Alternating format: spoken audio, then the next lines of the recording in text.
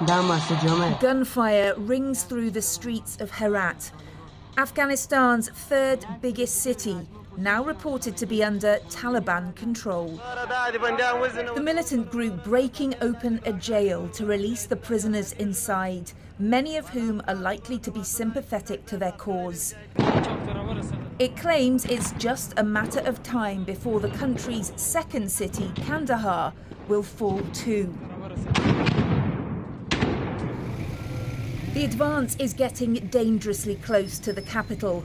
Less than 100 miles from Kabul, Taliban fighters ride victory laps through Ghazni as yet another of Afghanistan's provincial capitals falls under their control. As Afghans seek the still relative safety of Kabul, the city is becoming overwhelmed. Zar Begum describes the horror that forced her to flee. Taliban militants evicted me at gunpoint, killed my sons and forced my daughters-in-law to marry. They took 3 or 4 girls from each house and married them. We had to leave. But it's unclear how much longer she'll find sanctuary in the capital city.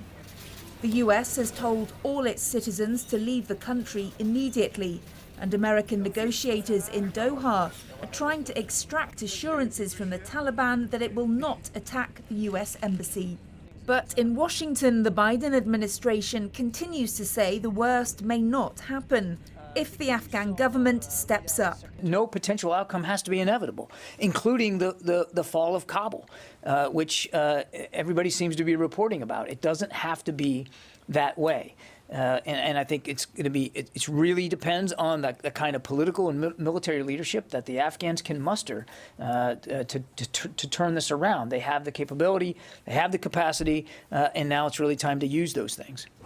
Under pressure, the Afghan president, Ashraf Ghani, thanks his generals across the country and utters a short prayer for those who've lost their lives.